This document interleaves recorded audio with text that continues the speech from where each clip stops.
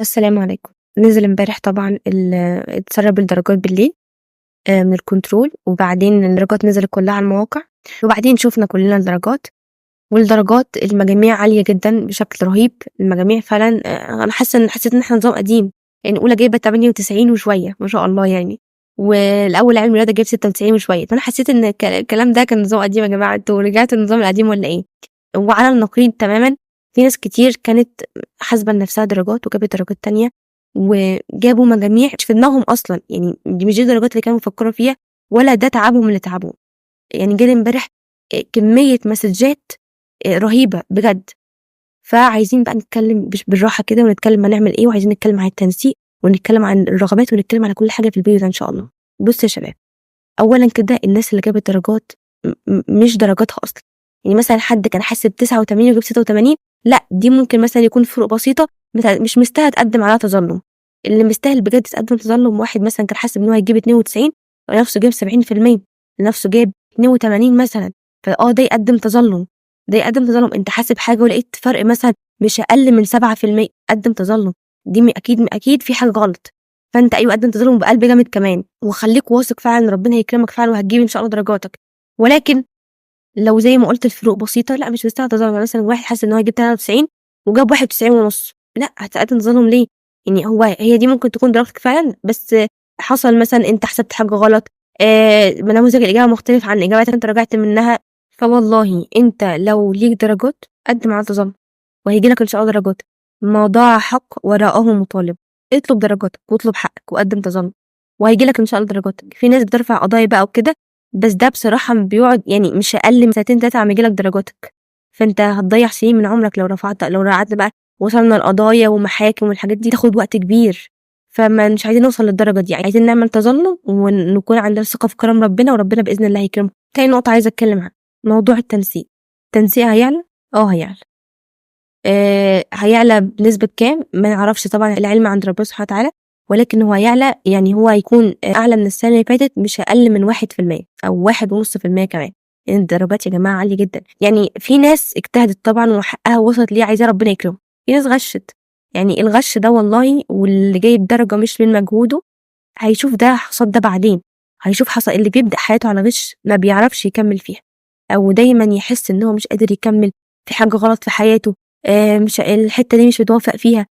ما هو أنت بادئها من الأول على غش، أنت خدت مكان حد تاني كان المفروض يدخل الحتّة دي، فأنت اللي عرضت نَفْسك من الأول للحتّة دي، أنت اللي عرضت نَفْسك من الأول. أنت هتُسأل عن اللي أنت عملته، وهتُسأل عن الغش اللي أنت غشيته، وعن درجة غيرك اللي أنت أخدتها. اللي اجتهد وربنا كرمه يحمد ربنا ويصلّي شكرًا لربنا إن هو أكرمه ومَنّ عليه. اللي ربنا ما وفّقهوش هيدرك حكمة ربنا بعدين، وزي ما قُلنا إن هو ياخد إجراء دلوقتي، يقدّم تظلُّم لمّا التظلُّمات تنزل. بالنسبة للرغبات هنملاها كده من على الكمبيوتر، هنملى كل بياناتنا، وهنملى إحنا عايزين إيه، وعايزين ندخل كلية إيه، بس ده إن شاء الله من يوم الخميس على ما الشهايد توصل للمدرسة وتستلموها وتاخدوا الرقم السري والحاجات دي كلّها. وإن شاء الله هاعمل لكم فيديو بالتفصيل تقدّموا الرغبات إزاي وتكتبوا إيه بالضبط، وهاوضّح لكم إن شاء الله كل حاجة.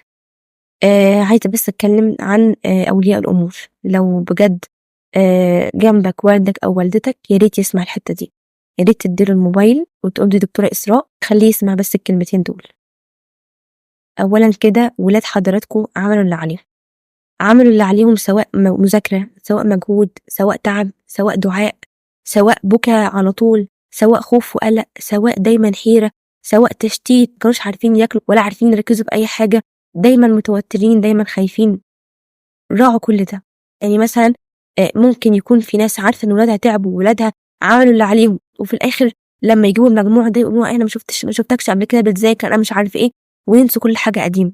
ولادكم أمانة عندكم، أمانة من ربنا سبحانه وتعالى، هتسألوا عن معاملتكم ليهم. طبعًا هُم هيسألوا لو كانوا هُم قصّروا وما كانوش ذاكروا وما كانوش عملوا اللي عليهم، ولكن المعظم ذاكر والمعظم اجتهد والمعظم شاف اللي عليه. ومقدرة ابنك كده بلاش تيجي عليه، بلاش تقسى عليه بجد. بجد الولاد بيوصلوا لمرحلة خطيرة، وبيوصلوا إن هُم يعملوا حاجة في نفسهم. إحنا ليه نعمل كده في ولادنا؟ ليه نوصّلهم لحالة زي ديّة؟ ليه ما نخافش عليهم؟ ليه ما نقدّرش المجهود اللي هُم بذلوه؟ مستنيين إن هُم يفرحوا، طول السنة تعبان وقلقان وخايف ومستني يوم النتيجة عشان يفرح وأنت تنكد عليه، وحضرتك أو حضرتك تزعّلوه كده يوم النتيجة.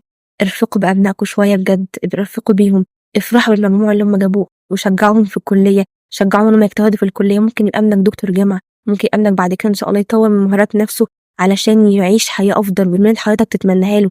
حضرتك ما تعرفش الخير فين، ما تعرفوش ربنا كاتب لهم إيه بعدين. يعني حضرتك أو حضرتك والده أو والدته مش أحن عليه من ربنا، والله العظيم ربنا سبحانه وتعالى أحن عليه من قلوبكم الحنينة عليه ديت.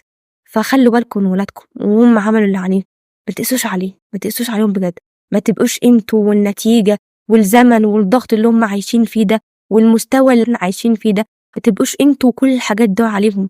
طبطبوا على اولادكم، خدوهم في حضنكم، طمنوهم، طمنوهم، طمنوهم ان انتوا في ظهرهم دايما، وان انتوا بتدعموهم دايما، وان انتوا بتحبوهم وهتقفوا جنبهم عشانهم هم، مش عشان درجاتهم.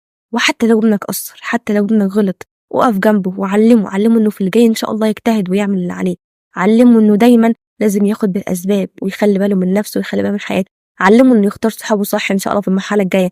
خليك بقى دايما اتكلم ان شاء الله عن الجاي باذن الله، سيبك من اللي فات. بجد ارجوكم خلوا بالكم منهم، ارجوكم خليكم حنينين عليهم. عارفه ان حضرتك او حضرتك كان نفسكم بقى ان تعملوا فرحه كبيره وتفرحوا الناس وتكونوا مبسوطين، بس افرحوا بيهم.